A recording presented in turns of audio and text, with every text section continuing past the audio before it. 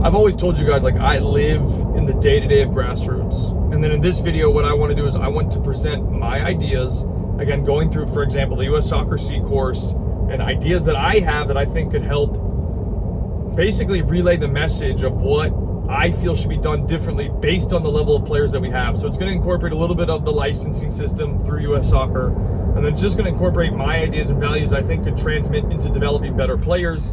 And you may or may not agree with this. That's okay. It's just, you know, what I feel going through the system as a player, what I feel as going through the system as a coach now and trainer of elite level players, right? So first things first, again, I'll say it one more time. You may or may not agree with me. That is okay. It's my opinion entirely, just my thoughts and my ideas, and this is what I'm putting together to implement.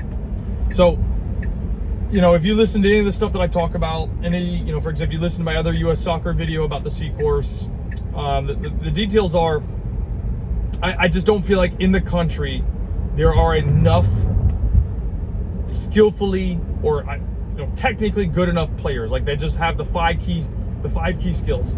So they have core skill, they have dribbling ability, 1v1 ability, passing, and receiving. And if you don't have those 5 key skills, it's very hard to teach anything else. And so, like, what I see on the day-to-day basis is, you know, kids go from under 8s, which is supposed to be 4v4, but a lot of people are pushing the U8s up to U9 to start getting the real game experience of 7v7. And again, I would probably say upwards of 90 to 98% of these kids are literally simply not good enough. They're being pigeonholed into a position. And what that means is they're only going to play, for example, defender. They're only going to play goalkeeper. They're only going to play forward. They're only going to play left wing. So then they're only ever really working on one side of the ball, unless they're a midfielder who has to work both sides. So coaches are going to tell defenders, stay in the back. Coaches are going to tell forwards, stay up front. And then they're going to tell the midfielder or midfielders to run like this. And that's what they're going to do. And I think there's better ways, which I'm going to get to in a moment. But it's just a challenge, because when you have kids that are getting pigeonholed at 8, 7, 9 years old, they're not learning how to play the game. They're learning how to play a position. And then we wonder why we don't develop kids with the ability to, one, be creative, because they're forced and they're structured into one spot. And then 2, they don't have the ability to play other positions because they've never had the chance to do so. And it's all about the basically win at all costs, because, you know, that's the structure, unfortunately, of USU soccer. And it's really survival of the fittest. Now, what I would like to see happen, and this is a complete overhaul and restructure, and I think it would provide much greater opportunity, platform for development, and I think, in my opinion, fit the model, for example, of play, practice, play, if US Soccer really wants that. Because if you're doing a 7v7 or a 9v9, and you want to implement play, practice, play, but again, you have extremely low-level kids, you're really not going to be successful. They're not really going to get much better, because let's say you practice 3 times a week, and they have no skill, and all you do is a scrimmage, 3-on-3 or 4v4 scrimmage, some sort of bigger phase play like a 5v4, and then you go and do a scrimmage again at the end. These kids are still only going to get like maybe 300 touches on the ball at practice. That's not enough. So, and then they're going to go to a game on a weekend and then maybe get 50 touches on the ball, maybe. So, you know, you do the math on that. That's, let's say, 350 a week.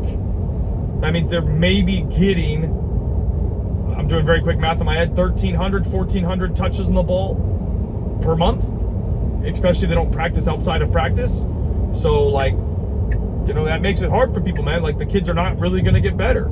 So then my idea is, if you really want to implement play, practice, play on a practice side, fine, okay, then change the age group structures.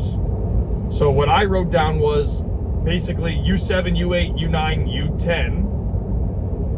At least I think it was U10, and maybe it stops at U9. I'll have to double check the work that I did, but I think it's either U9 or U10. Let's just say U10 for this example, is 3v3s. And that is the official game format. 1 goalkeeper, 2 field players. That's it. That's it. That's it. And then U11, U12, I think it's U9. So U9, U8, U7 is 3v3s. I think that's what it was. And then U10, U11, and U12 is 5v5. So U7, U8, U9, 3v3. One goalkeeper, 2 field players, maximum roster of 6. And then U10, U11, U12 would be 5v5. One goalkeeper, 4 field players, and that'd basically be futsal. And there'd be modified rules, which we can discuss at a later point. For example, kick-ins, subs on the fly, things like that.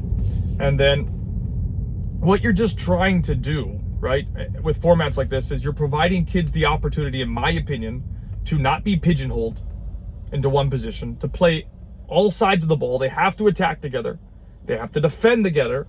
They have to transition in between together. And that way they're learning, and they're not just a defender that's in the back slamming every ball 50 yards forward because coach is screaming and parents are screaming, kick it, boot it, and send it.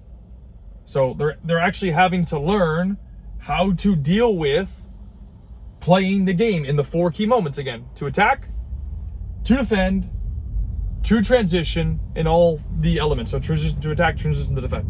You can easily achieve that by having a 3v3 and a 5v5 format, because then kids are going to be playing a lot more. They're going to be honestly, the kids will be happier. Just straight up, they're going to be happier. They're going to have more fun. And then when they get to U13, then we can put them into, when they get to U13, then we can put them into 11v11 and then go with the actual game form of 11v11. Because otherwise, if they don't have that, then it's just not going to be, they're just not going to get better. And the idea